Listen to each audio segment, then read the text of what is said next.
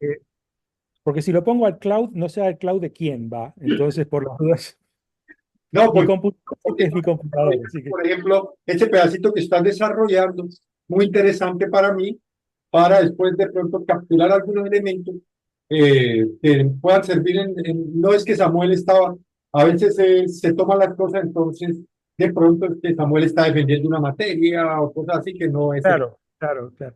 No, no, a ver, yo le digo, estoy trabajando en esta disciplina desde el año 2005. O sea, yo aprendí en el 2003 con John Moorcroft, con King Warren y después empecé a trabajar en esto porque le empecé a encontrar el potencial, ¿no?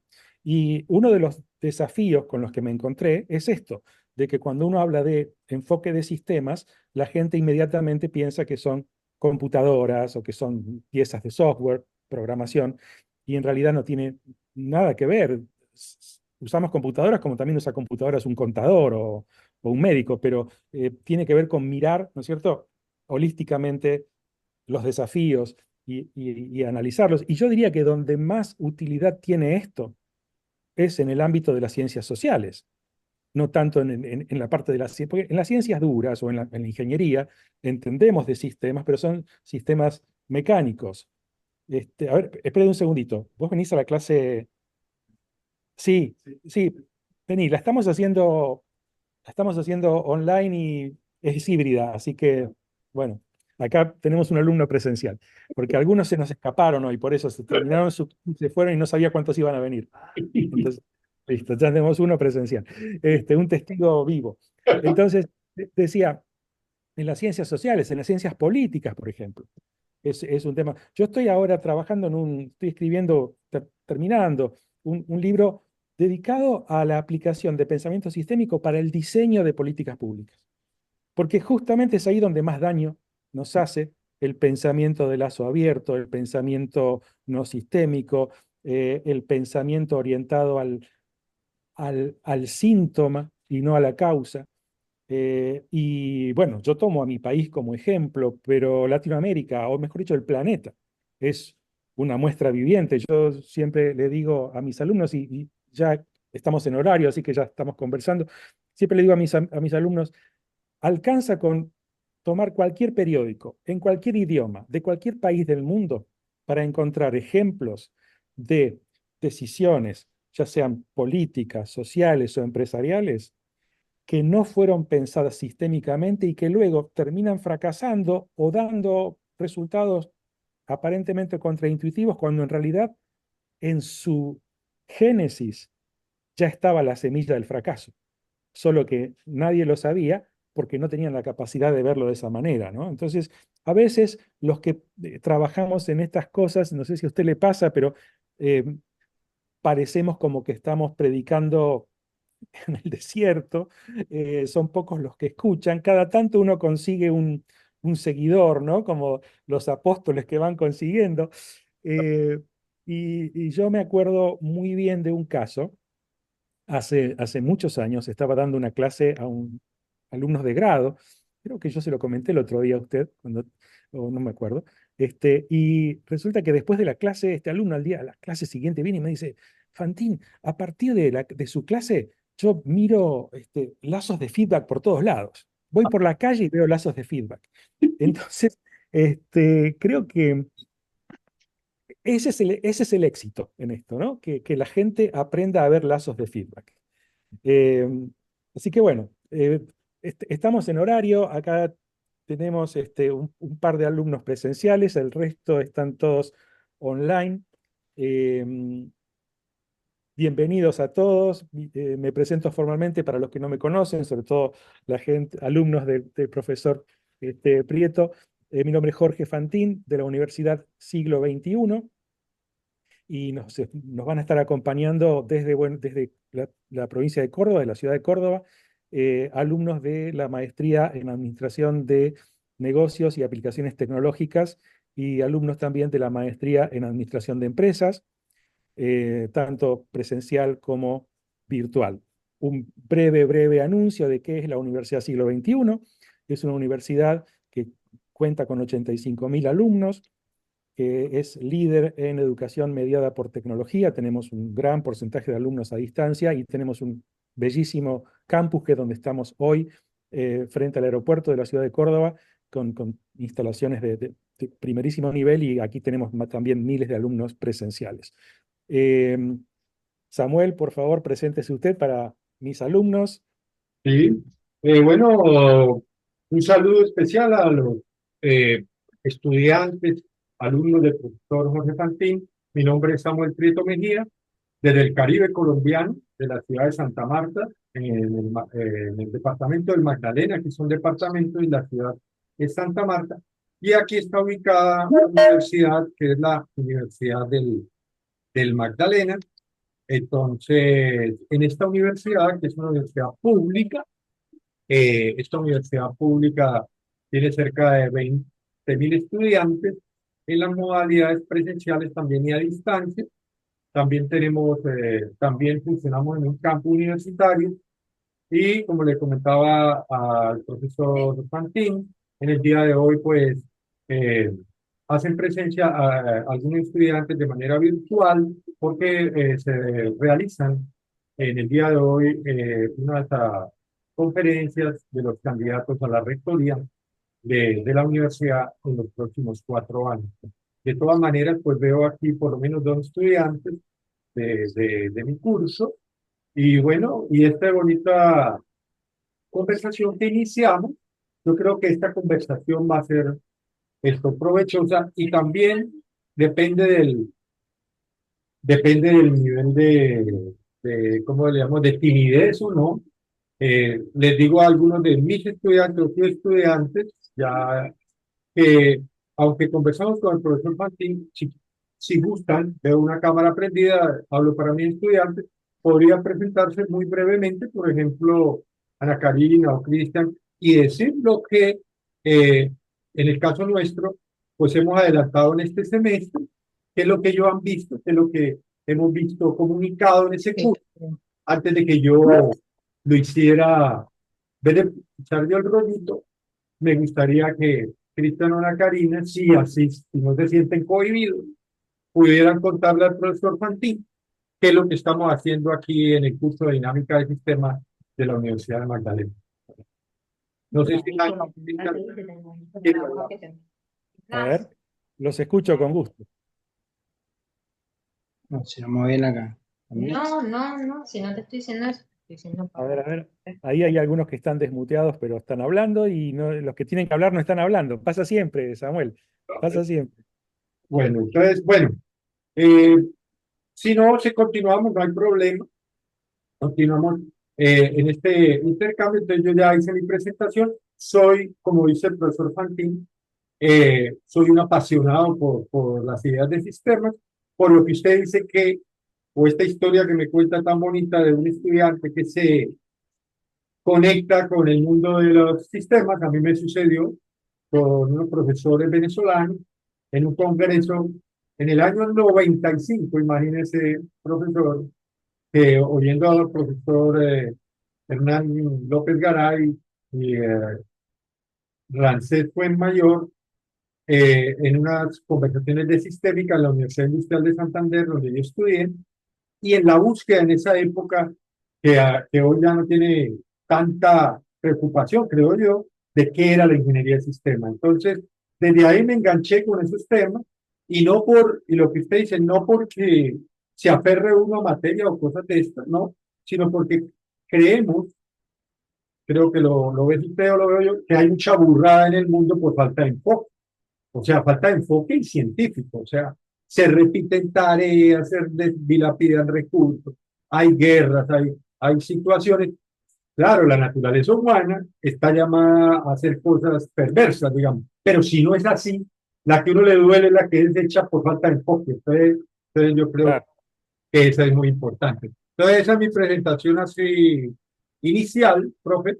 Usted puede, pues, coger la palabra y me la suelta cuando guste. No, a ver, a mí me gustaría, un poco la idea de esta clase, lo hemos conversado con el profesor Prieto, es eh, mostrar algunos ejemplos, casos donde el pensamiento sistémico ha sido aplicado o debió haber sido aplicado, en fin, errores, aciertos, formas de resolver desafíos complejos, de una manera, a ver, como acá tenemos alumnos que todavía están por empezar la materia y ustedes, los que están allí en Colombia, que ya han cursado bastante, hay una disparidad de conocimientos, pero siempre hay cosas nuevas para aprender y sobre todo lo más difícil en todo esto, y es lo que vamos a tratar de practicar hoy, es eh, adoptar el modo divulgación, es decir, cómo hacer para transmitir esto a un público, porque, a ver, al fin de cuentas, uno como profesional después va a tener que venderle estos servicios a alguien que se los va a tener que comprar. Un CEO, un ministro, un líder social, y uno tiene que tener la capacidad de explicar las ventajas, las bondades, el porqué del pensamiento sistémico para evitar caer en problemas repetitivos, ¿no? Estos problemas recurrentes que a uno lo sorprenden. ¿Cómo puede ser que el ser humano sea el único que tropieza dos veces por la misma piedra? Bueno, porque no tiene mirada holística, porque volvemos a mirar con mirada de corto plazo y por supuesto que nos vamos a volver a tropezar.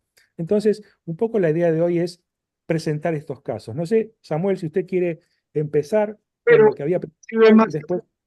sí, inclusive más que formalmente, como usted me, digamos, en el buen término, provoca la conversación, yo podría nombrar, por ejemplo, para iniciar a ilustrar a los estudiantes de sus cursos, algo que yo les digo a mis estudiantes cuando inicio los cursos es que el problema, por ejemplo, de la congestión vehicular, yo les digo, Ujú, fórmula que ha sido estudiado por todos los que tratamos o las ideas de sistemas por más de 60 años, por ejemplo, la System Dynamic Society, etcétera, y en la cual decimos que aparentemente yo les digo, si al salir de la universidad usted encuentra que hay congestión en la vía, o sea que hay mucha aglomeración de vehículos para salir por la vía, usted como tomador de decisiones, alcalde o llámese el que toma las decisiones en la ciudad sobre esa situación, ¿usted qué haría?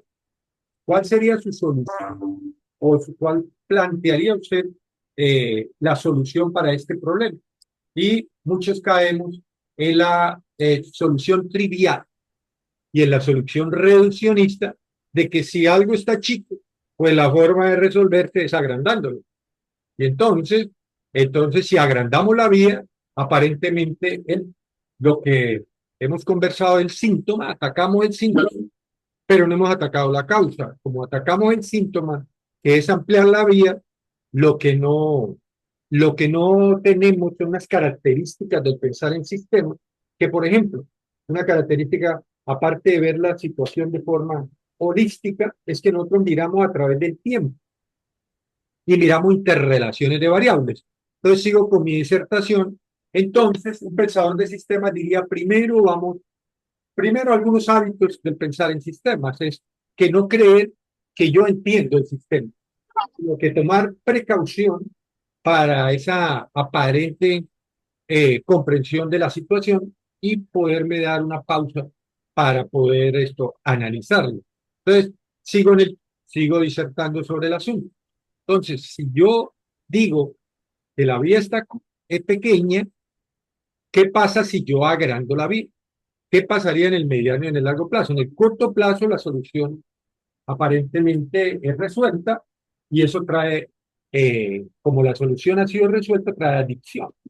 Porque si la congestión fue resuelta por ampliar la vía, podríamos llegar a pensar que ampliar vías es la solución a un problema determinado. Pero lo que sucede con otro elemento del pensar en sistema es la interrelación de variables. Entonces yo no he pensado, no he reflexionado que si amplío la vía, pues mejoro la comodidad para que vehículos viajen por esta.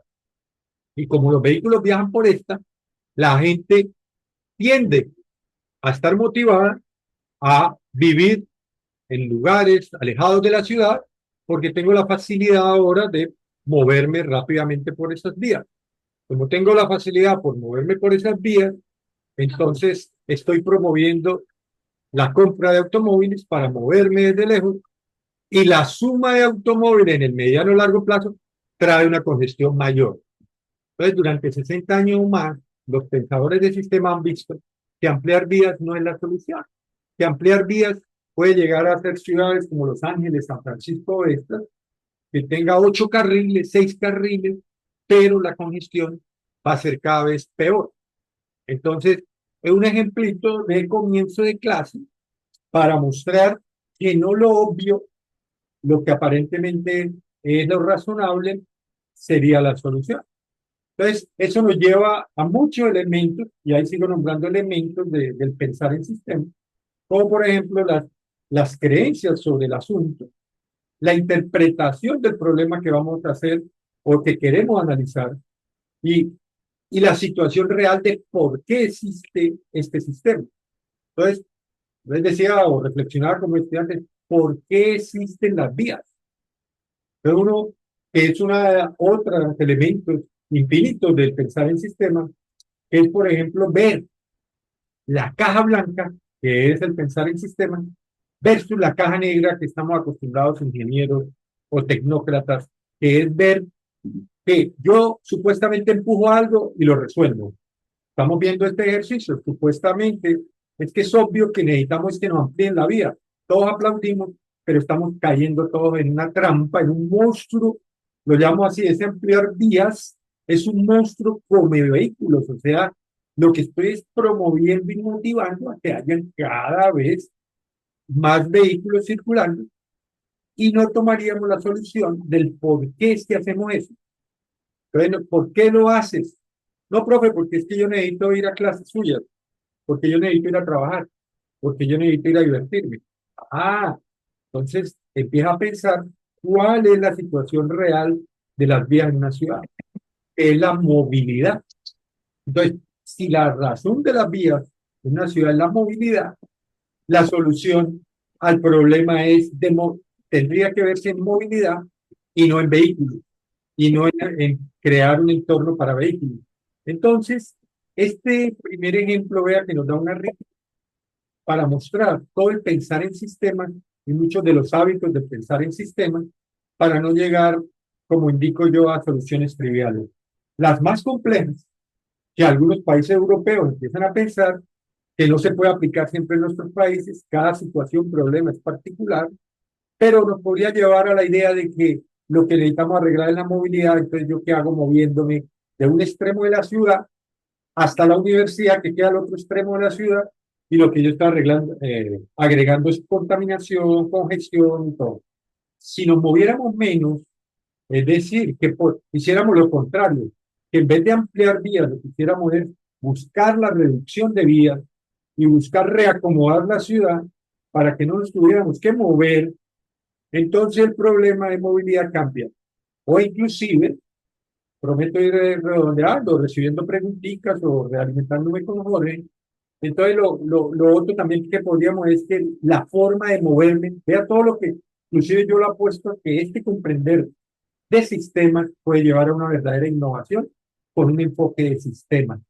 Porque podríamos más adelantico hablar sobre las innovaciones que se promueven hoy en emprendimientos y en innovación, que lo buscan, son artefactos y todo eso, que eso no va a resolver problemas reales, por el contrario, va a crear problemas mucho mayores porque carecen de enfoque de sistemas. Entonces, lo que hoy deberíamos hacer es, en este caso, por ejemplo, buscar cómo reorganizamos nuestras ciudades, cómo vamos dándole una reorganización a las ciudades para que el eterno problema de movilizar gente, pues no lo sea tanto, ¿no?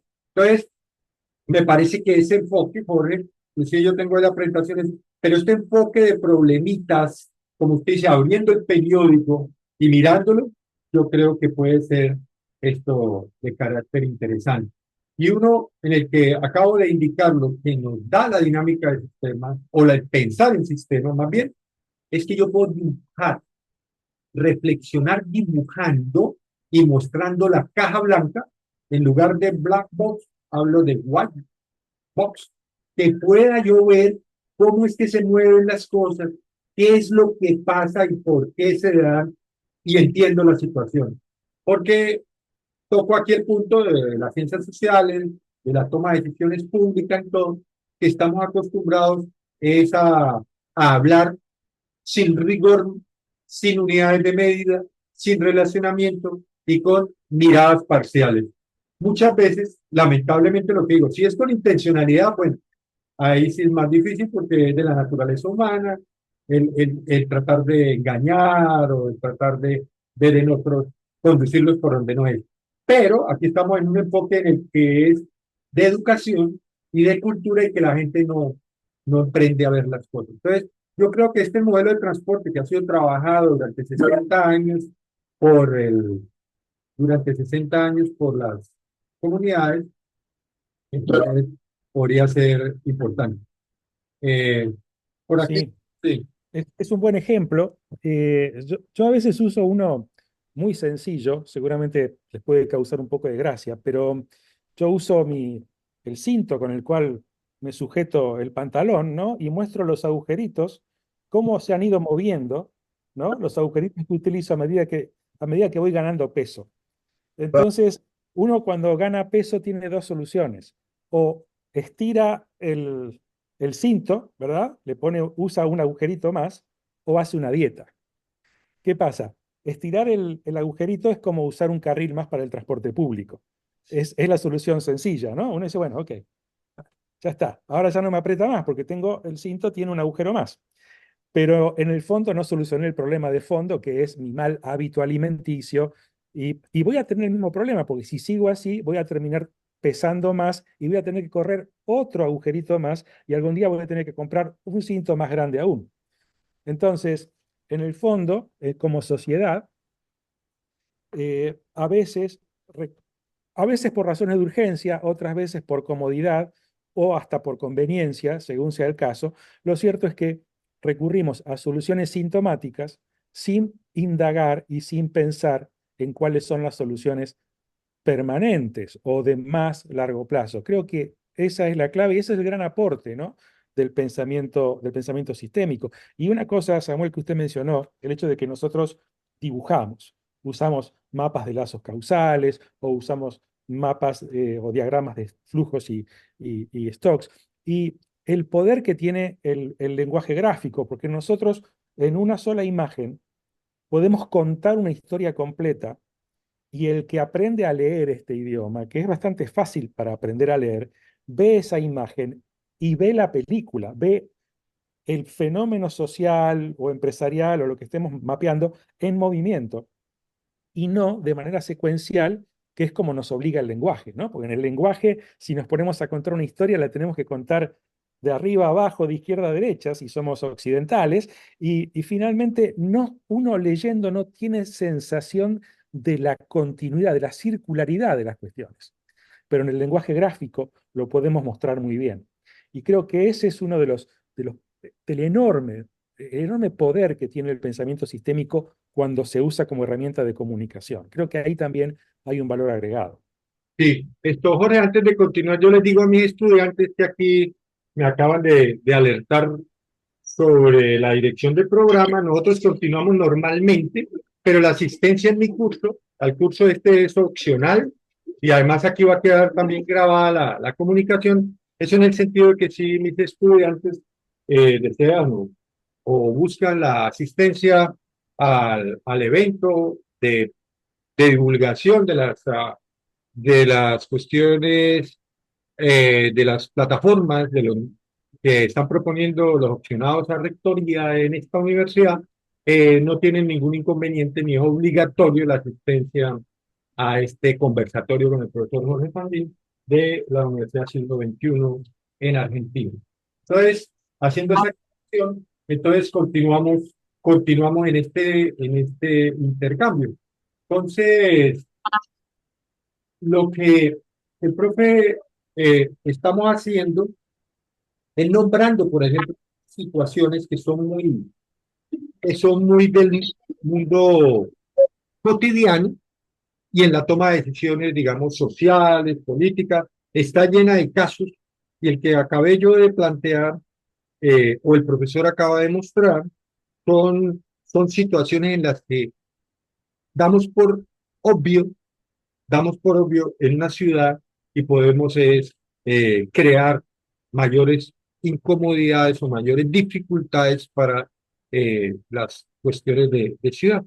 También, cuando nosotros podríamos pensar, por ejemplo, de manera rápida, se me ocurre aquí otro ejemplo para que lo conversemos, profe, lo que tiene que ver, por ejemplo, un gran esfuerzo que han hecho nuestros países por promover el turismo, por promover el turismo. Y usted que, como me contaba, es de origen español, pues ha visto que, por ejemplo, países como España han logrado que millones de personas participen, vayan a este país y, y entonces ser un motor de crecimiento económico. Entonces todos los países asumen que por tanto esto sería, desde un punto de reduccionista, es apoyemos el turismo, porque el turismo va a, si apoyamos el turismo, esto va a servir y va a ser bueno por hecho de para la sociedad, para la ciudad, para el entorno. Pero hemos dado cuenta, por ejemplo, que no necesariamente el aumento de turismo nos puede llevar a un bienestar de la comunidad. Porque si hacemos el análisis reduccionista, es que vengan más personas porque hay más servicios de hotel, porque hay más servicios que se pueden prestar de, de alojamiento, de alimentación y todo esto que podría ser interesante. Entonces podríamos asumir que es bueno. Pero si hacemos un examen si hacemos un examen del asunto un poco más sistémico, un poco, cuando hablamos sistémico es que hay otras variables involucradas, entonces podríamos poner algunas variables que están ocultas, que no se ven y que podrían aparecer en un momento dado cuando haya mucha demanda de personas. Entonces, si lo que se ha visto, por ejemplo, y que podríamos ver y podemos mostrarlo, hasta dibujarlo y hasta simularlo, es que el aumento de personas pueden haber variables que no hemos tenido muy en cuenta porque no son fácilmente medibles, que por ejemplo el bienestar de la comunidad. Si hay gente que viene a hacer turismo, la gente que vive en estas comunidades pueden ser personas adultas, pueden ser personas que tienen otras costumbres y vienen otras personas que vienen a divertirse, a no dormir, a utilizar toda la noche para estar consumiendo licores y, y también afectar las costumbres que la comunidad podría tener. Pero además de eso, podrían haber otras variables que no hemos contemplado, como por ejemplo el aumento en el costo de vida. Hay aquí algunas ciudades en Medellín, algunas ciudades en el pueblo de Antioquia, que primero ha sucedido este fenómeno. Primero deseaban que viniera mucha gente y hoy en día casi que han colocado carteles de que se prohíba que llegue más turistas, porque también han aparecido de alquiler, tecnologías de alquiler como por ejemplo Airbnb, que facilitan el que una persona pueda pagar por un corto tiempo altos valores y se va de la ciudad, pero deja la ciudad en una situación en la cual no es posible para los residentes de la ciudad poder pagar esos valores que en el pago diario pueden ser sostenibles en corto tiempo, en 5 días, pero que no podrían ser sostenibles en el largo plazo porque el valor del costo, por ejemplo, en ciudades como Sabaneta, en Medellín, Antioquia, no se consiguen fácilmente arrendamientos como se conseguían hace algunos tiempos. Entonces, como ven, si pintamos estas situaciones, pero no estamos acostumbrados en las actividades sociales o de planificación a tener en cuenta este enfoque. Entonces, lo que hacemos es que, eh, digamos, impulsamos, patrocinamos, apoyamos, promovemos, hacemos concursos, emprendimientos y promovemos las ciudades. Inclusive esta ciudad como Santa Marta se gasta un dineral en ir a lugares como Miami, Europa, para que vengan grandes transatlánticos y grandes cruceros y que esas personas solo entran, consumen, se van, dejan la basura, pero a la ciudad la encarecen, pero no le dejan ninguna, para los que viven, a excepción de estas grandes navieras y grandes alojamientos, para la ciudad le crean una problemática bastante difícil. O sea, los indicadores de ingresos cuando finaliza el año muy buenos, pero para un Decameron o para los grandes resorts el puerto, pero para la comunidad en general no puede vender ni siquiera un frito, no puede vender nada, aumenta la prostitución, aumenta la criminalidad. Por ejemplo, en este año, más de 60 extranjeros han muerto en la ciudad de Medellín. Todo estoy hablando de turismo, vean, y en diferentes situaciones en Colombia, fuera para no nombrar en Europa, etcétera, pero estoy nombrando el que estamos nosotros cerca, de mi ciudad y otras ciudades cercanas aquí en Colombia, en el que el turismo ha creado una problemática muy fuerte, porque lo que acabo de decir, la ciudad de Medellín este año, cerca de 60 extranjeros han muerto por causas de asesinato y todo, porque otra cosa es que podría decirse que el turismo vende una cosa, pero la situación es otra. Es decir, que es otra característica de los sistemas.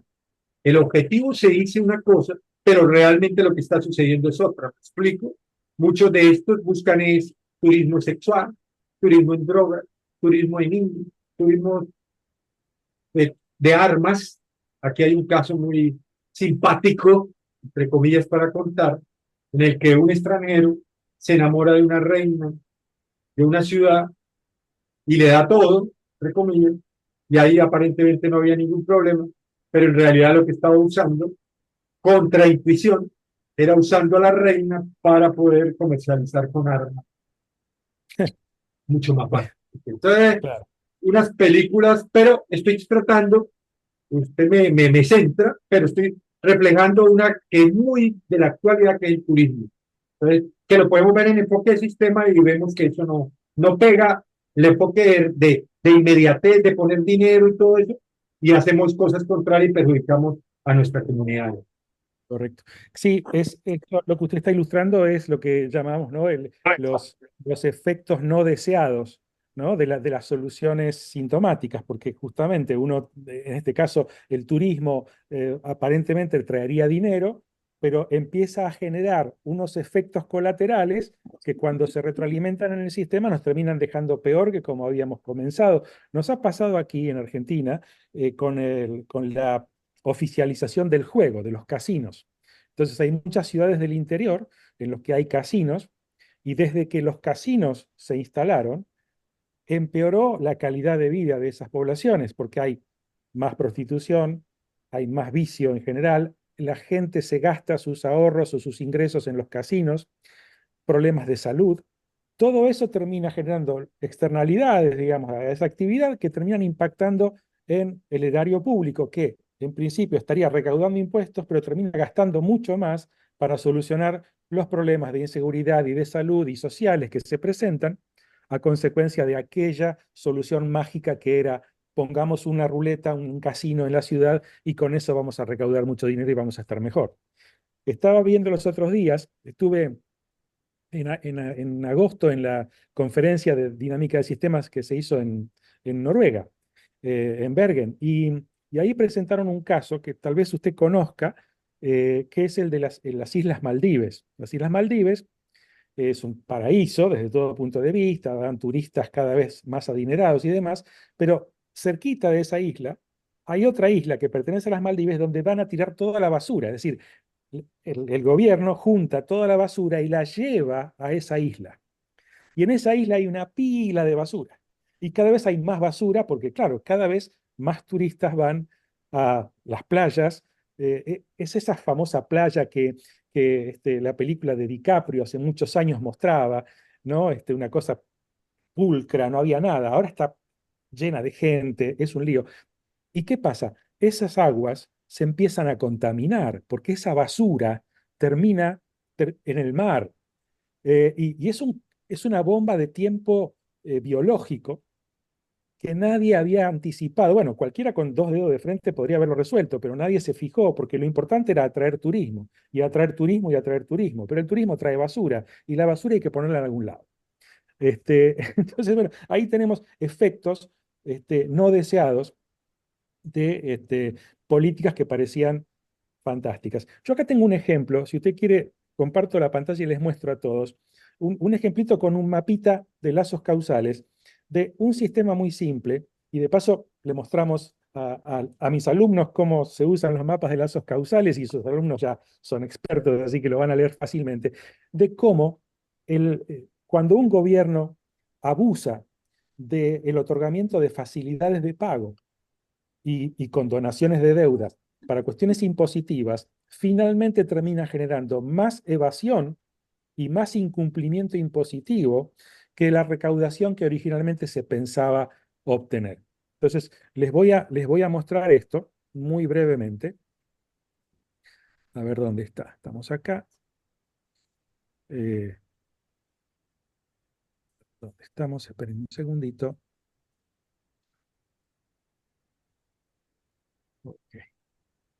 Voy a, voy a avanzar. Vamos acá. Acá está, miren. El tema es así, es muy simple de ver, son muy poquitos lazos causales, pero creo que sirven para ilustrar. En el centro de todo, yo creo que ustedes están viendo mi mouse, sí, está la necesidad de fondos del Estado. La necesidad de fondos viene dada por los gastos presupuestados versus el nivel de recaudación impositiva. El Estado no produce, el Estado recauda impuestos y los aplica. Y el nivel de recaudación tiene que ver con la cantidad de contribuyentes que estén al día. Si suponemos que no hay cambios en las alícuotas y en las bases imponibles, simplemente es cuanto más contribuyentes están al día, más recaudación impositiva. ¿Qué pasa? Cuando el gobierno necesita fondos, lo primero que hace es, dice, bueno, vamos a hacer una especie de perdón masivo, vamos a permitir que la gente se ponga al día con una condonación de intereses, les damos facilidades para regularizar la deuda, y eso en principio genera un incentivo para que los deudores morosos se pongan al día, porque claro, les estoy perdonando multas y les estoy dando cuotas para que se pongan al día. Así que finalmente estos señores se ponen al día y todo terminaría en principio con menor necesidad de fondos. O sea, acá tenemos un lazo cerrado de balance que estoy recorriendo, que es que necesito fondos, doy facilidades, doy un incentivo para que paguen, se ponen al día y tengo más recaudación. Pero ¿qué pasa? Y acá vienen los efectos no deseados. Las señales.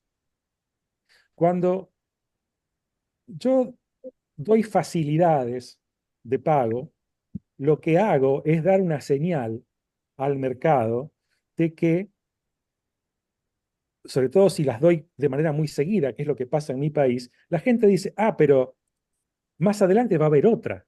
Así que no tengo tengo menos incentivos para ponerme al día, porque voy a esperar un poco más y total siempre me van a dar un plan de facilidades. Cada año o cada 2 años doy un plan de facilidades. Uno pierde credibilidad.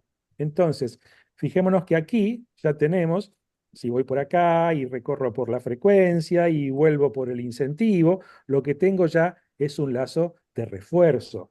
O sea, cada vuelta confirmo más el modelo mental del evasor de decir, voy a seguir evadiendo, voy a seguir no pagando, porque total, el día que lo necesite, siempre va a haber un plan de facilidades. Pero peor aún, cuando yo ofrezco estas facilidades de pago, también le mando un incentivo a los que están al día para que dejen de estarlo.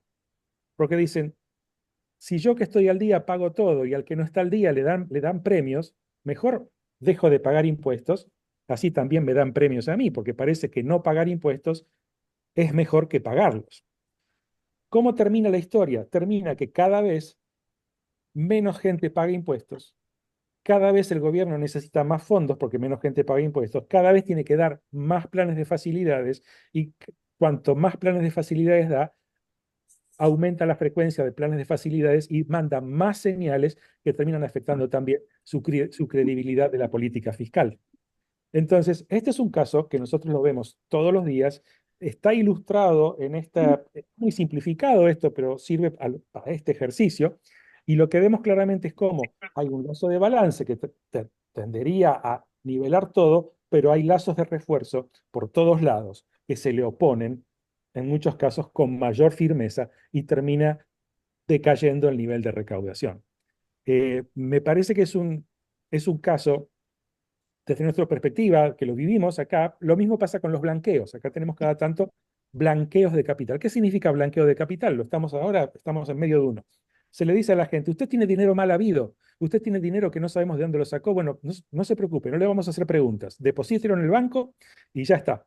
Y nos olvidamos Así que hay algunos narcotraficantes que deben estar trayendo dinero a la Argentina en estos momentos, porque es un blanqueo. Imagínense, blanquear dinero gratis.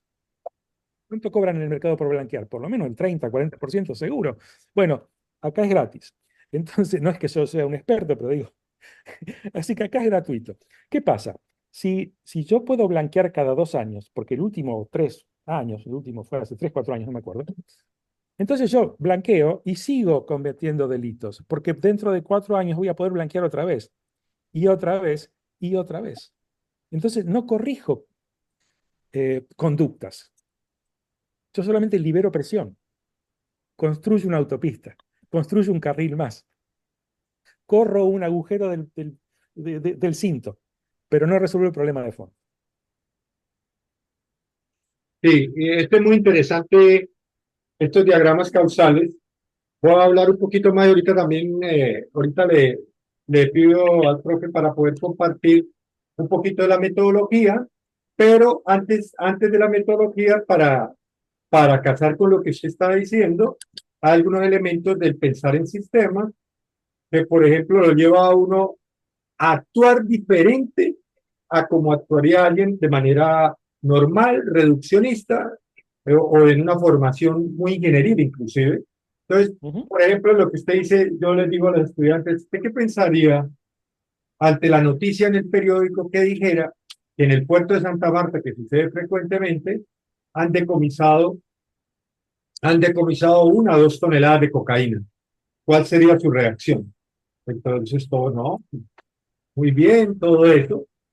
Y entonces yo diría, pero estás pensando como todos pensamos, de una manera reduccionista, porque si fueras pensador de sistemas, podría en un momento determinado, estos diagramas que el profesor ha colocado, pudiéramos mirar variables que no hemos entendido y pudiéramos, en un caso dado, que no necesariamente sea la situación, para eso necesitaríamos hacer el análisis, pero supongamos que estamos atrapados en un sistema criminal y que por tanto, cuando ustedes indican y aplauden que acaban de capturar 1 o 2 toneladas de cocaína, usted diría, hay preocupación en esta ciudad, porque los índices de criminalidad van a aumentar. O sea, no por capturar drogas, necesariamente, si estás atrapado en un sistema criminal, no necesariamente es una buena solución, Ujú. porque podríamos pintar las variables y podría suceder, esto ya es colocando lo que a veces sucede, que es que pudiera suceder que los precios de las drogas estuvieran bajando y el que propicia la captura o el atrapar esa cantidad de drogas sea el mismo comandante de la policía en un sistema criminal para hacer Por que eso los, se- hacer que los precios suban. Sí, Entonces, el pensador no diría, bravo, no, y además lo castiga porque gana, bueno, gana la medalla, aumenta la criminalidad, perdón, gana la medalla, aumenta los precios de las drogas, pero la ciudad, entonces ahora no solo las drogas, sino que ahora la criminalidad se subió. Entonces, claro, entonces, claro. ese es el pensar en sistema, no estamos aplaudiendo necesariamente la noticia, porque lo que podríamos estar develando, un sistema que si de un día para otro empiezan, no atrapaban nunca drogas, y de pronto atrapan drogas, hay que analizar el sistema porque de pronto hay un sistema criminal ahí jugando con nosotros y nosotros pudiéramos pensar y aplaudir otras cosas, ¿no? Entonces, Sí. este es como el pensar en sistema en la caja blanca que nos, pintando y estos efectos, nos puede llevar a pensar en una situación. Y conecto con este, la estudiante les digo, no, no es que yo siempre esté pensando en tragedia, lo que pasa es que eso es lo que nos día a día sucede. Por ejemplo, en estas ciudades como la que vivo, la criminalidad de bajo monto, digamos, de bajo monto, pero a muerte, o sea, 3 por día, pero digamos, los negocios son pequeños negocios, son pequeñas cosas, y entonces, digamos, hay varios tipos de criminalidad, pero digamos la baja, la que te roban un celular, la que le roban al estudiante un portátil, y este tipo de criminalidad, yo le digo, a los estudiantes analicen desde el punto de vista reduccionista, normal, ¿usted qué haría? O sea, hay mucho criminal, inclusive los barrios dan soluciones, hay mucho criminal, hay mucho raterito pequeño y todo, y está proliferando en la ciudad. Solución. Entonces, pero pueden ocurrir cosas inmediatas atacando el síntoma. Entonces, inclusive los barrios riegan panfletos.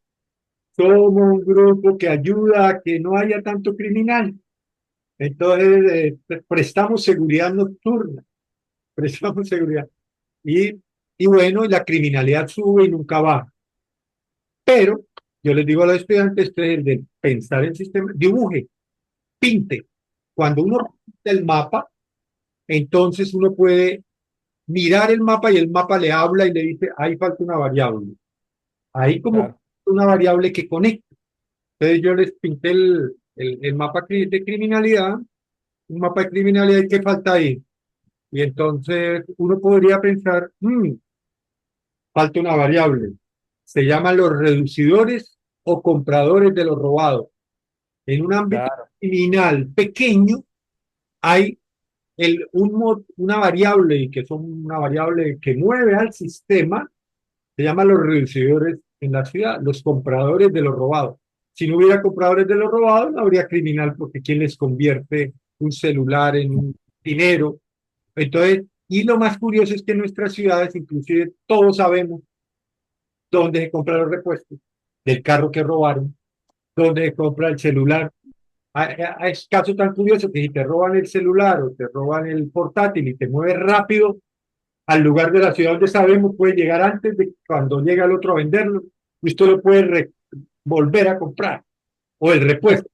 O sea, claro, claro, claro. Bueno, sí, a ver, justamente, ¿no? Es el tema de entender la causa y el problema, porque si, por ejemplo, hay violencia, el problema no es que hay ladrones, o mejor dicho, si hay robos, no es que hay ladrones, es que hay a lo mejor una situación social que genera que esa persona salga a robar. Entonces, el hecho de que yo ponga una cámara o ponga una luz, no resuelve el problema, porque si pongo una luz, una lámpara, se irán al lugar oscuro que está en la otra cuadra y después irán a la otra. Y entonces yo solamente los voy corriendo, pero no resuelve el problema. El problema es el origen.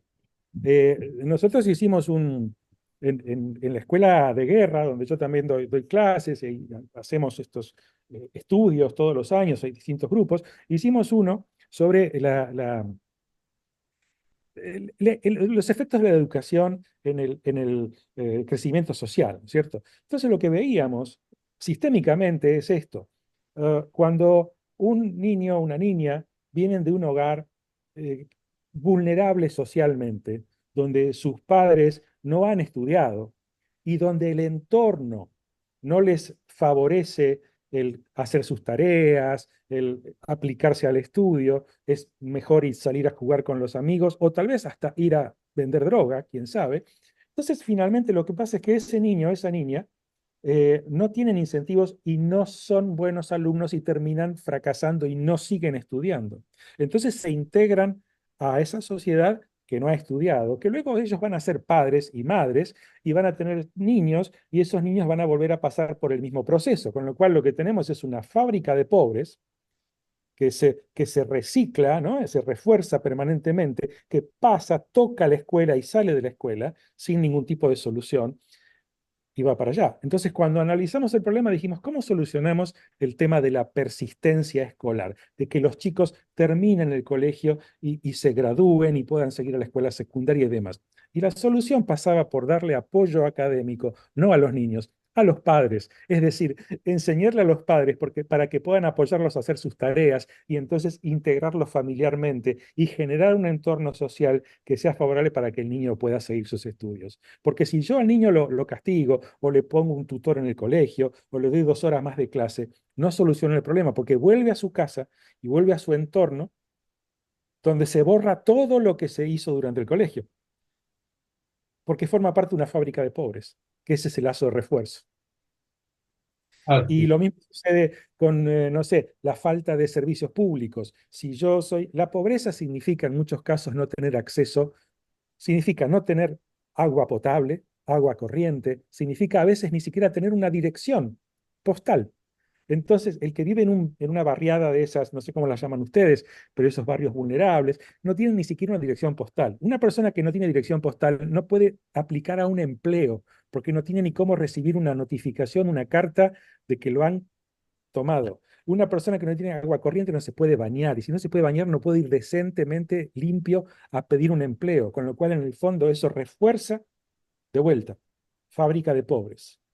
Entonces, la falta de servicios genera más pobres y como hay más pobres, hay más falta de servicios porque esa gente tampoco contribuye y entonces al gobierno no le importa poner dinero y finalmente lo que tenemos es un círculo vicioso. Es el éxito al exitoso, ¿no? O el fracaso al fracasado del arquetipo este tan conocido. Entonces, el pobre cada vez es más pobre y el rico es más rico. Y todas esas son problemáticas que con el pensamiento sistémico no solamente podemos analizar, sino que podemos aprender a resolver de una manera inteligente. Ahí está el gran desafío. Y lo mismo pasa en una empresa, los problemas recurrentes. A veces nos pasa aquí en la universidad, vienen empresas y dicen, yo necesito un curso de liderazgo. ¿Por qué curso de liderazgo? No, bueno, porque tenemos problemas. Bueno, vamos a ver dónde está el problema. A lo mejor no es un problema de curso de liderazgo. Es un problema de que el ambiente de trabajo es malo, porque el conjunto de valores es malo, porque el modelo mental es malo. Y tendemos como seres humanos a buscar soluciones rápidas a los síntomas. Esto no quiere decir, Samuel, creo yo, que no haya que construir un carril. Probablemente haya que construir un carril en la autopista mientras tanto, porque el problema lo tenemos y es una urgencia. Pero si yo además de eso no hago lo otro, por ejemplo, promover la reubicación de la gente, promover más trabajo remoto, promover transporte público, lo que fuere. Si yo no hago todo lo demás en el sistema, ese carril adicional que sumé no va a hacer nada. Entonces, no es solamente hacer lo importante, hay que hacer lo urgente, pero también hay que hacer lo importante. Ahí me parece que está el gran aporte que podemos hacer nosotros, ¿no? Desde la mirada sistémica. Sí, señor. Y de ahora, entonces le voy a proponer a Jorge para de pronto le pueda servir a los estudiantes cómo he llevado yo la materia este Bien, semestre para, bueno, usted va a hacer usted tiene su propia propuesta y todo, pero para contarle cómo la hemos llevado acá y cómo bien. la he usado en este semestre, a ver, inclusive, y vamos, pero entonces no voy a echar todo el rollo, sino que voy caminando y en cualquier momento usted me complementa o me hace preguntas o sobre el asunto, si le parece. Entonces, destapo la diapositiva y vamos dialogando alrededor de ella. Adelante, adelante. Entonces, voy a compartir aquí, vamos a ver si no tenemos problemas. Compartir y voy a buscar aquí la diapositiva. Vamos a ver aquí. Aquí me da problemitas, pero vamos a ver. Ahorita me dicen que... ¿Ven la presentación? Sí, sí, la estamos viendo. Bueno, entonces en este semestre yo quise colocar en el curso de dinámica de sistemas de la Universidad de Magdalena, yo quise ayudarme con la CIA, con estas herramientas que están apareciendo de inteligencia artificial, porque creo que es muy útil para un curso como de dinámica de sistemas. Entonces, bueno, esto lo sabe Jorge, pero cualquier momento, pues si quiere, perdón, hacer alguna acotación con respecto que se me movió aquí, con respecto a esto, eh, aquí tiene que ver con pues, el inventor de la metodología de la dinámica de sistemas, que fue Jay Forrester, que fue en los años 50. El profesor Forrester le encomiendan la tarea de que me parece genial, a mí siempre me enamoró de esto, realmente lo que es un ingeniero, que le pidieron, dentro de los primeros profesores de la Escuela de Administración del MIT, y entonces desde el enfoque de las realimentaciones y del área de control, dar unos aportes para lo que tenía que ser el aprendizaje de la administración. Entonces, aquí desde la técnica me parece muy interesante. De la técnica nosotros aportamos a la administración. En este caso fue primero él algunos cursos trató de atacar algunos problemas de General Electric, de energía, pero luego se fue para los problemas, migró hacia los problemas sociales y por último terminó en impulsar todo lo que es en educación en niños. Entonces, los sistemas complejos son son los que tratamos de entender. ¿Por qué? Porque tienen muchas variables, porque se interconectan y porque el accionar de una variable desencadena en otros comportamientos que uno no esperaría. Aquellos que juegan el billar saben que si uno toca con la bola blanca y le pega la verde, uno no sabe si la morada u otras rojas, etcétera, qué efectos tendrán por estas interacciones que se dan. Hoy en día, pues lo vemos con las redes sociales y con las ciudades, etcétera. Entonces, los sistemas no son fáciles de entender. Inclusive uno, después de dos variables en la cabeza, uno ya no es tan fácil de pensar en la situación problema. Y mire que coincidimos en lo que dice Jorge al comienzo de la sesión. Abro el periódico y todo lo que abro en el periódico son problemas complejos. Cualquiera. Que si Hamas, que si Israel, que si la salud, los servicios de salud. Entonces, todos son problemas complejos, hasta el deporte. Por ejemplo, podríamos estudiar la situación de cada vez mayores lesiones en los deportistas de competencia. Entonces, ¿por qué cada vez se lesionan más? ¿O por qué un deporte como el fútbol americano, que empezó con dos protecciones, ahora son verdaderos tanques de guerra los que salen a jugar un partido de esto? Entonces, todo eso podríamos ver el desarrollo a través del tiempo, cómo se sucedió que todas estas situaciones se den y que, qué sé yo, uno de cada cinco deportistas termina lesionado con grandes enfermedades, que no es que supuestamente se promuevan eso. Entonces, en unas noticias pueden, en cualquier problema, hoy en día es un problema complejo. Y la metodología que yo sigo, este es del libro de Business Dynamics de John Sterman, libro de dinámica de negocios de John Sterman, y en ese se resume la metodología de la dinámica de sistemas. La dinámica de sistemas, como dice, es una metodología porque no es un método, pero tampoco es filosofía. O sea, sigue unos parámetros en los cuales nos movemos, pero a veces no es un método exacto, paso a paso, pero tampoco es que sea filosofía.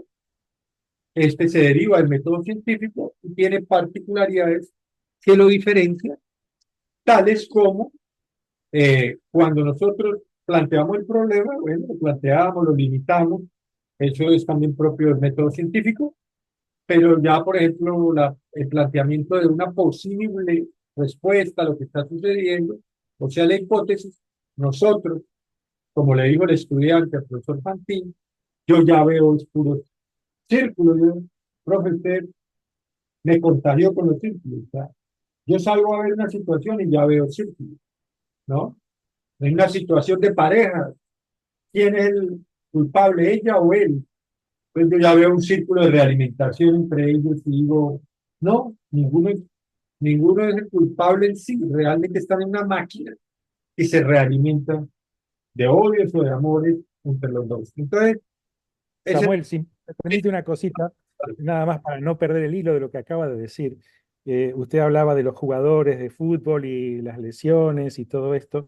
Y hoy justamente publicaron unas declaraciones de Karl Rummenigge, el famoso jugador de fútbol alemán. Y fíjese lo que dijo, y es un caso muy interesante. Dice, los jugadores y sus agentes han caído en la trampa del calendario. Al exigir sueldos cada vez más altos, obligan a los clubes a generar ingresos cada vez mayores. ¿Y cómo generan esos ingresos mayores? Pues a través de más partidos, que son los que les generan después la sobrecarga muscular y vienen las lesiones. Entonces, es uno mismo el que genera el problema al entrar en una vorágine, ¿verdad? Y eso es, si uno lo viera sistémicamente, ya sabe, es casi como que puede ver el futuro, porque proyecta esos lazos y esas retroalimentaciones y sabe que están viniendo, ¿no? Sí, señor, o sea, esos círculos, lo que tú acabas de decir, dice, soy un competidor, soy un jugador de tenis de alta competencia, y entonces, como dijo Nadal un día, ya no doy más y me retiro, pero no se pudo retirar, porque el círculo es tan bravo, el círculo es tan amarrador, que inclusive impide, casi que le impide que un jugador de alta desempeño pueda renunciar y decir que me voy. Y el resultado final, lo que dice el profe, es que termina lesionado. Sabemos que va a terminar lesionado, pero no hay manera de parar ese círculo porque se ha creado esa circularidad de negocio. En en esto de los ámbitos deportivos, y aquí, por ejemplo, en el ámbito artístico, por ejemplo, en nuestra comunidad aquí en el Caribe colombiano, que han habido grandes artistas y todo, que similar a lo que hablo de deportes de lesiones, la circularidad está en que ellos caen en el círculo del éxito y casi todos terminan muertos por exceso de trabajo, porque trabajan toda la semana, trasnochan toda la semana, durante muchos años, y no alcanzan a pasar de los 60 años o antes. Inclusive tienen accidentes automovilísticos porque tienen que ir corriendo de un concierto a otro. Entonces, en nuestra localidad, en el Caribe colombiano, donde estoy, hay muchos artistas locales que quedan atrapados en estos círculos de realimentación por conseguir dinero y fama y quedan atrapados en estas situaciones. Entonces, nosotros lo que estamos diciendo es que siempre planteamos ese círculo. Y lo interesante aquí de la metodología es que el caminar la metodología ya es la riqueza. O sea, no es el producto que vamos a encontrar, profe, pero ¿qué vamos a encontrar? No, no es lo que vas a encontrar, es el camino que recorres. Por ejemplo, en el paso 3 que no es secuencial. Tú tienes que medir. Si usted va a formular unas ecuaciones, va a plantear las variables, esas variables tiene que decir cómo las vas a medir. Que la riqueza de la dinámica del sistema nos da que hay variables cualitativas, pero lo interesante es que usted mida. Un pequeño ejemplo es, por ejemplo, de que yo les toco a los estudiantes que cuando tú vas a una cafetería cualquiera y dice, dame un café, pero un café grande. Y entonces la que lo atiende puede salir con un balde, una cosa, una olla de café, o puede salir con un cafecito chiquitico, porque la palabra grande representa en cada mente, depende de dónde se crió, cómo se nació, todo eso representa otras cosas. Pero nosotros aquí adquirimos herramientas del método científico, o sea, no se separa del método científico y nosotros decimos, espere, a mí hábleme en centímetros cúbicos. Entonces a mí dame un café de 350 centímetros cúbicos. Entonces ahí ya no hay pierde. Hemos aprendido a medir y hemos pedido entonces con precisión para tomar decisiones. Entonces en este camino, por ejemplo, de formular, como digo, los pasos 1, 2, 3, 4, 5 no son secuenciales, pueden ir como en la parte interna que se muestra, pueden ir del 1 al 3, del 2, me vuelvo al 2, redefino el problema, vuelvo a la hipótesis, porque lo que trata es como pintar un cuadro, pintemos el cuadro que me representa este problema que nos está dando, como hablábamos del turismo, de la criminalidad, de las situaciones de ciudad, entonces pintémoslo. Y luego usamos la computadora porque nosotros tenemos unas presunciones y nosotros las queremos ratificar. Pero jugando con la computadora, como son muchas variables interrelacionadas, de pronto podemos ratificar que es lo que esperamos, pero también pueden suceder cosas interesantes como que aprendamos que la cosa no nos está dando como lo esperamos. Entonces, esta tabla, que también está en el libro de dinámica de negocios de John Sterman, un, un ilustre alumno de Guy Forester, y que aún vive afortunadamente y participa en el encuentro que el profesor Fantins tuvo por allá en Noruega, en la System Dynamic Society, y en esta tabla 3.1 están los pasos más detallados, no los voy a hacer porque eventualmente el profesor lo hará a su estilo, nombrará algunos elementos, pero son los mismos del dibujito anterior, la articulación del problema, y ya vamos más al detalle. Seleccionamos el tema, nombramos las variables, establecemos el horizonte de tiempo, todo eso, que pues por eso es un curso de un semestre. Formulamos la hipótesis dinámica, hacemos las formulaciones y establecemos las políticas. Aquí es un problema complejo, les pregunto yo a los estudiantes, y aquí se lanzó con bombos y platillos eh, que el sistema de salud íbamos a aprobar, inclusive me pareció algo hasta curioso, que dijeron que iban a aprobar que el nuevo planteamiento del sistema de salud en docentes iba a ser mejor que cualquier otro sistema, porque siempre estos nuevos gobiernos llegan a refundar. Todo lo anterior está mal, entonces vamos a hacer lo nuevo que sí. Y entonces borremos todo lo anterior. Entonces dijeron eso. Entonces yo les pregunto a los estudiantes antes de seguir o proseguir es si este es un problema complejo. O sea, pasar a un sistema de salud para docentes es un problema complejo.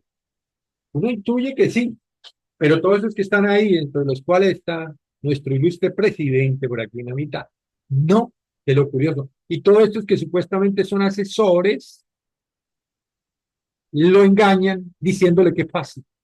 O él se quiere engañar, no lo sabe. Pero lo único es que aquí hay un pocotón de gente tomándose una foto y probablemente diciendo, por eso la toman la foto, porque el problema es sencillo. O sea, el problema se va a poder resolver inmediatamente. Pero el problema, como vamos a ir revelando, no es tan fácil. El problema, cada quien yo recurro, yo les digo a mis estudiantes, hasta el año pasado, pues todo era mental y nos tocaba con nuestra propia IA, capacidad que tenemos nosotros de IA, pero ya, les digo, si mi estudiante se mide esto de 0 a 100, su capacidad intelectual, y usted es una capacidad intelectual 15, es mejor que recurra por aquí a una de estas maquinitas que tiene 20.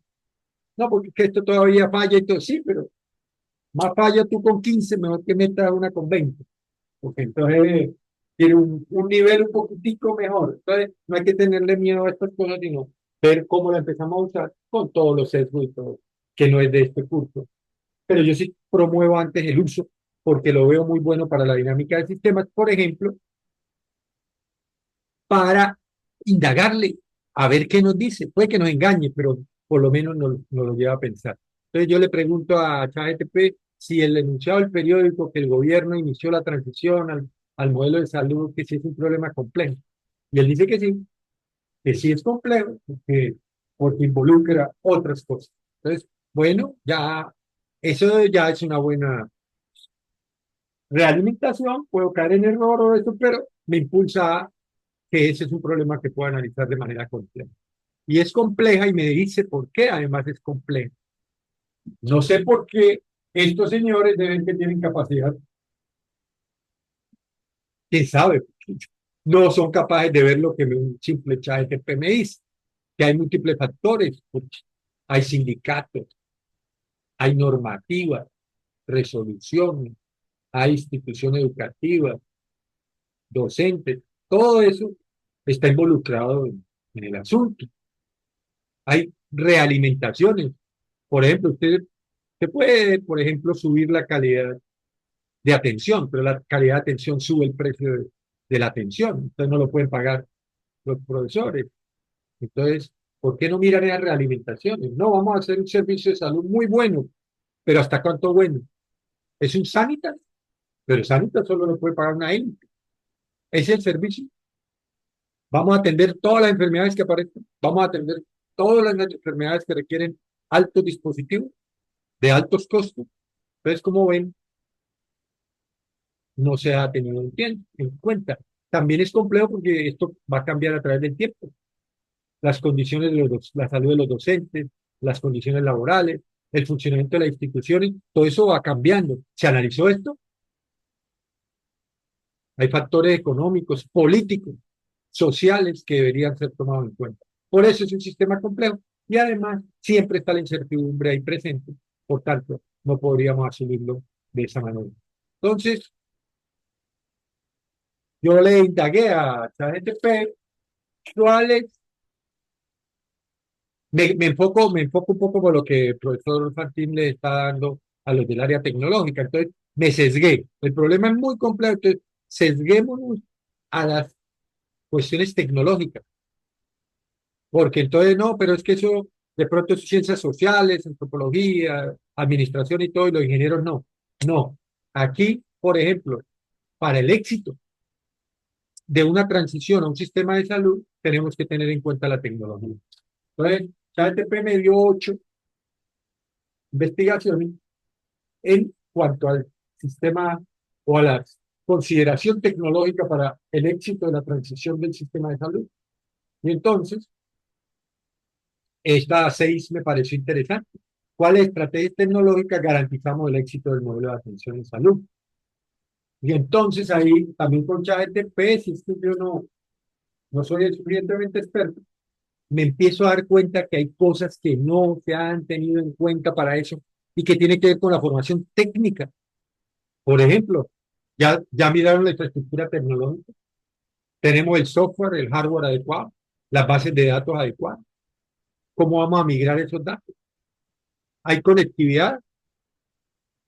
Aquí en educación, chistosísimo en Colombia, porque hubo un plan del gobierno nacional para hace muchos años para dotar de computadores a los colegios de todo el país. Muchos colegios en lugares distantes llegaron los computadores y el rector los guardó en un cuarto y los cerró con llave, porque primero no había quien los usara, segundo no había conectividad y tercero no había energía, había 1 hora al día en el pueblo. Entonces, son soluciones reduccionistas, por ejemplo, sin tener en cuenta todas las infraestructuras tecnológicas. Ahora lo que acabo de decir, la tiene, pero si no tiene gente formada, ¿quién va a manejar eso? ¿Quién va a manejar los equipos? ¿Quién va a capacitarlos en el nuevo sistema? ¿Ese sistema para donde se van es compatible con el sistema donde vienen? Cuando los profesores fueron, me voy anticipando de una vez, fueron a sus primeras consultas para continuar en el nuevo supersistema de salud, lo primero que encontraron es que no figuraba en la otra base de datos. Y dijeron, no, no, es que estamos migrando y nos vamos a tardar unos meses en que usted aparezca en la lista de atención. Oye, pero me estoy muriendo. No vas a esperar tranquilo, me espera 3 meses que mientras migramos la base de datos. Entonces toca usar papel y una base de datos secundaria y un Excel y una locura. Y por ahí las sistemas de las hojas clínicas volando de sistema en sistema sin ninguna seguridad.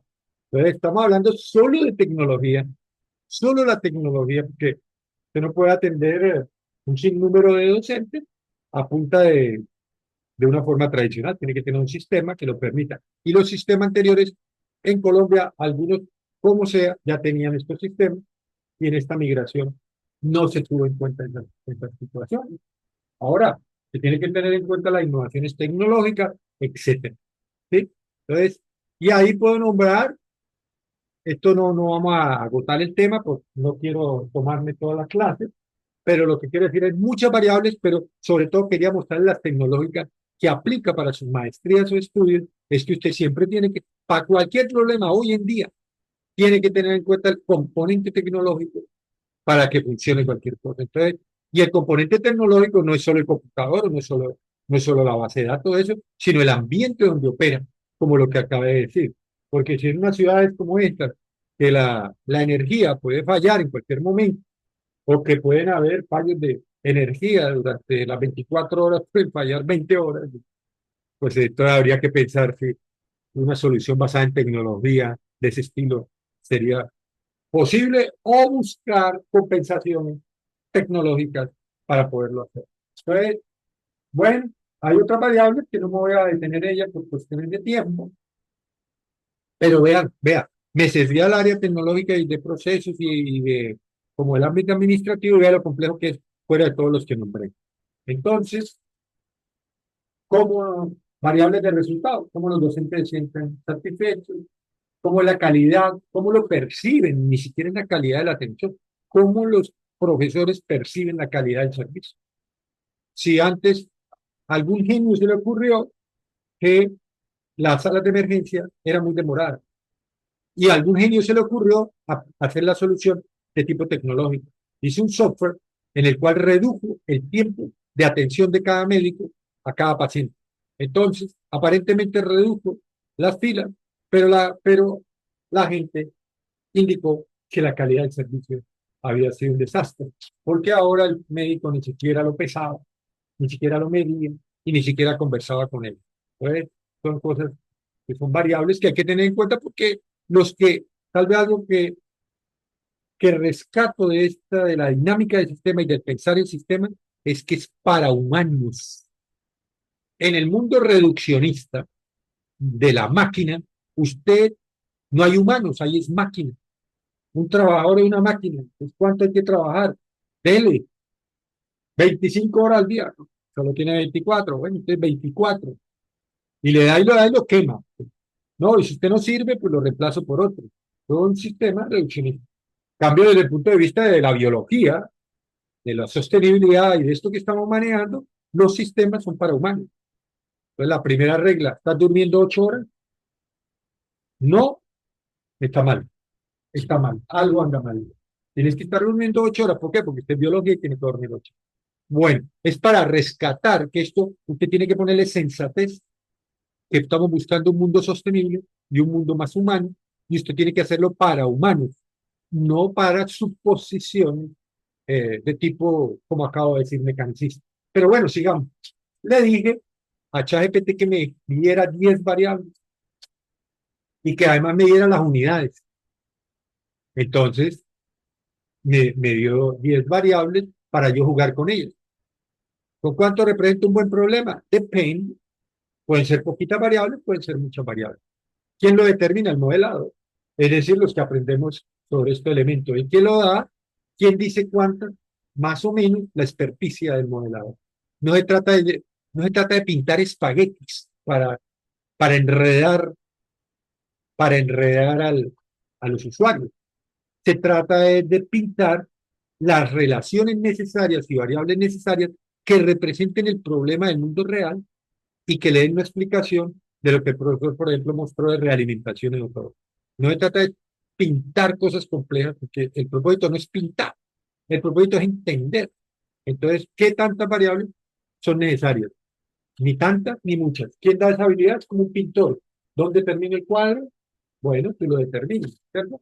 Entonces, esa es la habilidad de las variables, pero aquí estoy poniendo el ingrediente de ChatGPT cuando mi cabeza no da mucho, yo no tengo asesores suficientes, ChatGPT u otro, Gemini, Lama 3.1, Grow, cualquiera podría ayudarme. Y bueno, y por ejemplo, sigo con la herramienta de IA, por ejemplo, para implementar la idea circular, porque a veces pensar en círculos no es fácil. Entonces, uno le dice a la herramienta, dame una definición circular para tal problema. Y él lo pinta, lo escribe. Por ejemplo, esa me gustó. La implementación efectiva de estrategias tecnológicas que incluye la capacitación adecuada del personal docente, la inversión en infraestructura tecnológica y la mejora de la interoperabilidad entre sistemas de salud y educación, aumentará la satisfacción de los docentes con la atención en salud, reducirá los tiempos de espera y mejorará la calidad de los servicios de salud, facilitando una transición exitosa al nuevo modelo de atención. Entonces, esa es la hipótesis. Luego, entonces, establecí la forma, los métodos de cómo iba a medirla, cuál es la manera en que voy a obtener esos datos. La dinámica del sistema es muy poderosa porque cuando no tenemos formas de medir de la manera clásica, kilogramos, metros, centímetros, etcétera, podemos usar tablas que nos capturan la no linealidad o las diferencias para explicar un fenómeno. Por ejemplo, vamos a decir que yo, bueno, ya hay muchas tablas y todo, pero digamos que no tuviéramos ninguna para determinar liderazgo. Pero yo puedo preguntarle a alguien, usted, ¿cómo valora si alguien es digamos, un líder clásico que conoce? Ah, no, tiene que caminar rápido. Ah, ok. Tiene que no sudarle las manos mucho. Tiene que ser esto, hablar fuerte. Con eso usted puede caracterizar quiénes, puede tener sesgos, pero quiénes son líderes y quiénes no lo son. No podría ser un líder, bueno, un líder callado, totalmente mudo, un líder totalmente frío, un líder que camina lento o que no camina. Entonces podría darle una tablita. Los que no son líderes, los que lo son. Y eso captura presunciones, percepciones, ideas de las personas, que puede ser muy útil en un momento dado. Y luego, inclusive puedo pintarlo, le puedo decir a la herramienta que me ayude a pintar relaciones. Yo ahí me da 8 variables para pintar la relación. Y inclusive me puede dar la circularidad. Yo le pido que me resalte la circularidad de la hipótesis. Y después de eso, pues sí lo paso a una herramienta como Vensi, del estilo que el profesor estaba mostrando, para mostrar, por ejemplo, cómo la tecnología aumenta la calidad del servicio, disminuye los tiempos de espera, la satisfacción de los docentes en mayor y por tanto puede haber transiciones exitosas del modelo.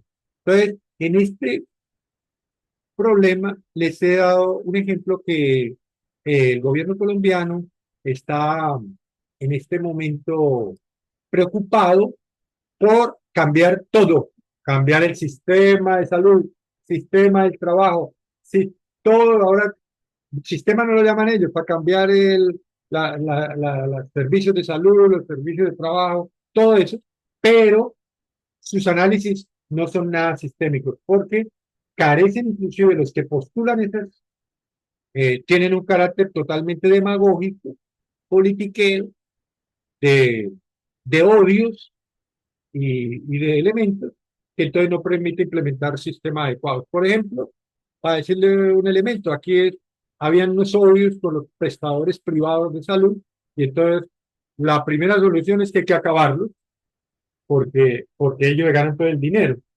pero funcionaban algo eficiente. Se veían limpios los lugares, pues sí está, ¿cierto? Pero no se analiza esto que estamos hablando con el profe Martín, sino que se llega a una ley, se prohíbe de ahora en adelante cualquier prestador privado de salud. De ahora en adelante no van a haber empresas prestadoras de salud. De ahora en adelante se fusionan, ¿sabes? Y peor aún, se agreden a prestadores de salud que lo hacían más o menos bien, se le agrede, por ejemplo, no dándole los subsidios, aportes de pagos del gobierno para que se quiebren. En Colombia han quebrado para tomar el control por parte de las entidades públicas. Ahora, las entidades públicas, si develamos los sistemas, la cuestión pública tiene otro objetivo.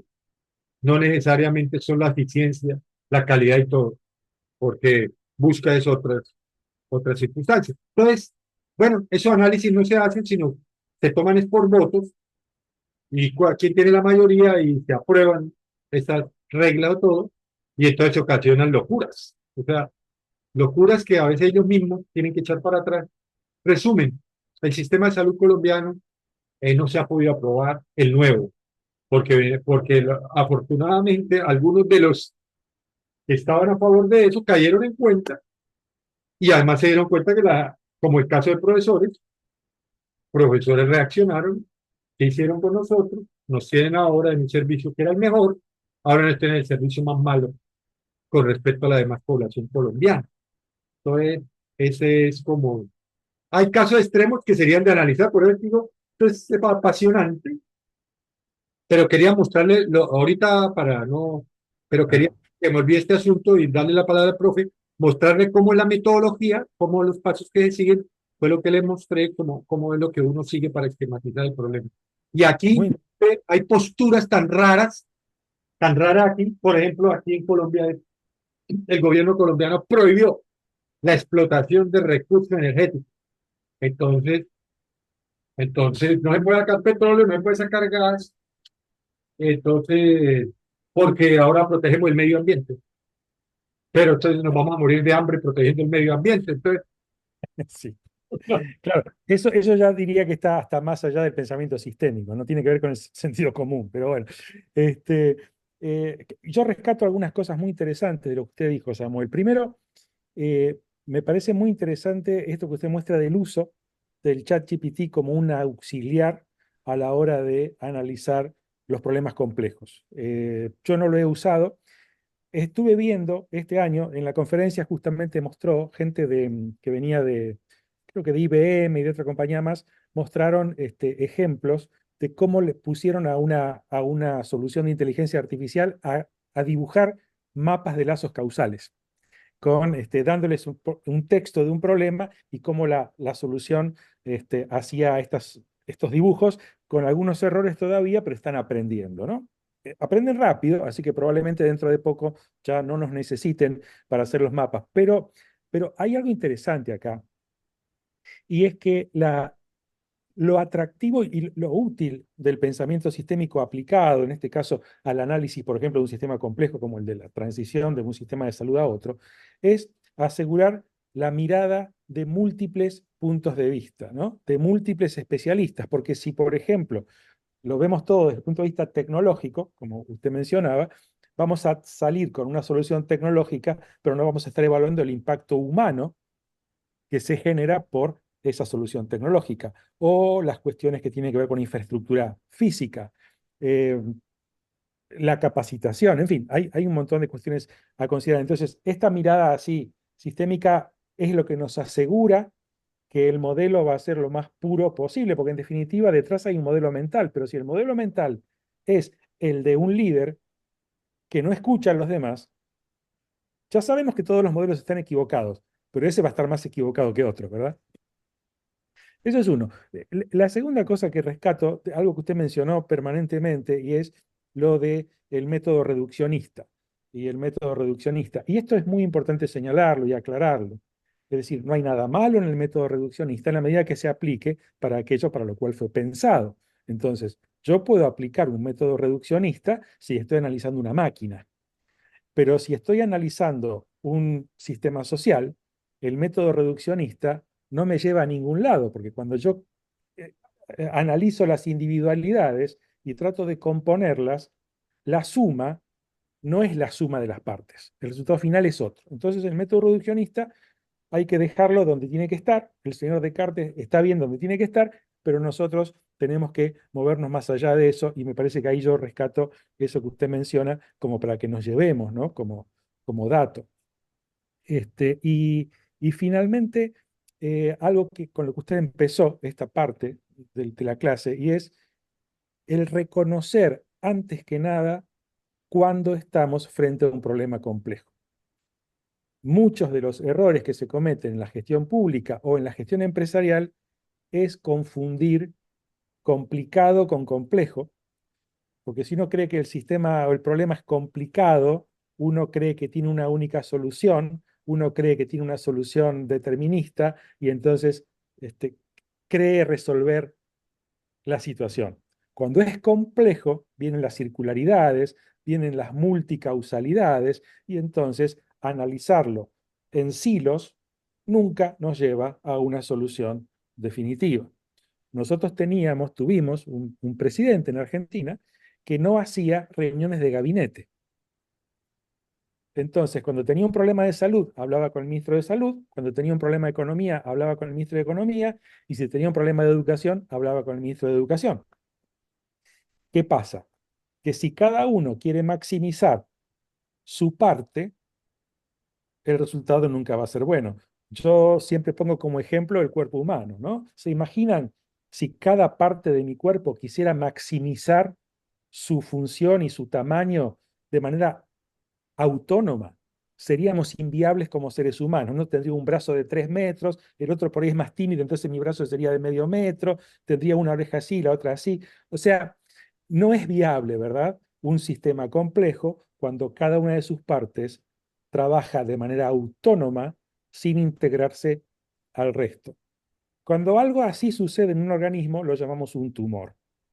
Es una parte del cuerpo que se desarrolla de manera autónoma sin considerar lo que pasa con el resto y toma el control. Y no funciona, no es viable en el largo plazo. Y creo que ahí me parece está el gran aporte del pensamiento sistémico, ¿no? Un poco como para ir redondeando esto.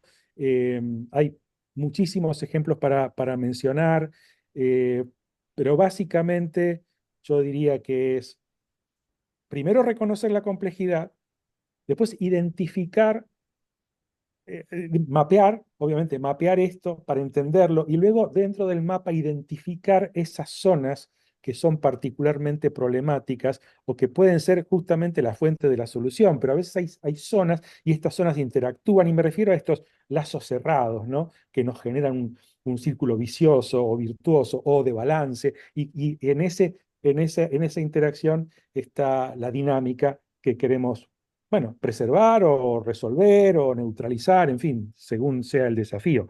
Me parece que ahí está nuestro rol y lo que nosotros pretendemos de la gente que nos escucha, nuestros alumnos, cuando tratamos de transmitirles estas ideas, es enseñarles a ser mejores tomadores de decisiones, ¿no? Mejores analistas y ejecutores de decisiones sobre los sistemas complejos. Sí, Jorge, y ya que usted estamos en este intercambio tan maravilloso, que me parece que aquí hay riqueza fenomenal, porque son elementos, aquí aprovecho para contarle otros elementos que he usado en la clase, que conecta con lo que tú decías de modelos mentales, y lo pongo yo en mis palabras, las adicciones, sobre todo las adicciones de las soluciones que están en mi modelo mental. Por ejemplo, a los estudiantes los he colocado a jugar Fistbang, el jueguito de Mitch, en el cual muestro que, cual muestro que la competencia por las industrias pesqueras y con un modelo de ganancia y un modelo agresivo de, digamos, de captura de peces, en las cuales como me vuelvo adictivo a las soluciones que me han traído soluciones en el pasado y que me han hecho ser prestigioso, ganador y muy famoso, que es lo que lamentablemente nuestros líderes a veces cogen, se inflan, pero el sistema los sorprende porque su estructura funciona bien, esa agresividad y todo, mientras el recurso no se agote. Cuando el recurso se agota, siguen a pesar de que deberían entrenarse, como en este curso que usted imparte, o que imparto yo aquí en Colombia, o lo que la sociedad de sistémica en el mundo pretende, es que nos sigan habiendo este tipo de líderes que en lugar de bajar la situación cuando detecta que le están habiendo síntomas de que el asunto va mal, porque salen a pesca y vuelven con poca pesca, y en vez de tomar las soluciones de parar un poco la pesca, se vuelven más agresivos buscando mantener los mismos niveles de captura, por ejemplo, de años anteriores. Entonces, en este les muestro a los estudiantes cómo el modelo mental te engaña, y además la adicción que tú tienes por los éxitos pasados y cómo queda usted atrapado en éxitos pasados. Seguro, seguro. Sí. Ese es un juego muy interesante porque justamente uno se engancha, ¿no? en el éxito, y el éxito del pasado predice el éxito en el futuro y no visualiza qué tan cerca puede estar del abismo. Justamente esta mañana, mire qué curioso, pero esta mañana en Twitter alguien dijo, bueno, cuando las noticias sobre la bolsa y sobre las ganancias y qué sé yo, ya están en todos lados, ya está por explotar, ¿no? O sea, cuando ya hasta el portero del edificio o el conductor del taxi te pregunta sobre el precio de las acciones, es porque la burbuja ya está a punto de explotar. Entonces, yo dije, bueno, sí, hace 50 años que yo tengo 67, empecé a los 17, trabajé en finanzas muchísimos años, puedo dar fe que es así. Alguien me preguntó, ahí por Twitter me dice, ¿y usted cómo haría para darse cuenta? Y le digo, bueno, a ver, no es fácil, pero yo miraría la derivada segunda de las variables que me interesan. Es decir, si yo quiero saber el futuro, yo tengo que ver no solamente la variación, sino el sentido y velocidad de la variación de la variación. Es ahí donde está la dinámica subyacente de cualquier fenómeno. Lo que nosotros hacemos en dinámica de sistemas es justamente analizar la dinámica de esa derivada, para poder entender hacia dónde va a ir el sistema o hacia dónde se va a poder mover en el futuro, ¿verdad? Y bueno, esa es una eterna búsqueda. Eh, Nadie fracasa porque quiere, pero inevitablemente terminamos fracasando por usar las herramientas que no son las adecuadas, ¿no? Esta famosa historia de que cuando uno fabrica martillos, todos los problemas son clavos. Y es así, ¿no? Uno trata de meter, de igual modo digo, la dinámica de sistemas no se aplica para todo en todo momento. Hay problemas que son mejores para ser tratados con dinámica de sistemas y otros problemas, como decía, problemas complicados pero no complejos, que merecen otro tipo de herramientas. El problema es que esta herramienta, que es muy útil, no la conocen muchos. Y por eso yo estoy seguro que nuestros alumnos se van a beneficiar, van a tener una ventaja competitiva comparada con sus colegas de otras universidades que no enseñan esto, que no insisten en esto y entonces producen pensadores lineales, discípulos de Descartes, pero no incapaces de poder resolver desafíos complejos en sistemas sociotécnicos, que ese es el desafío nuestro.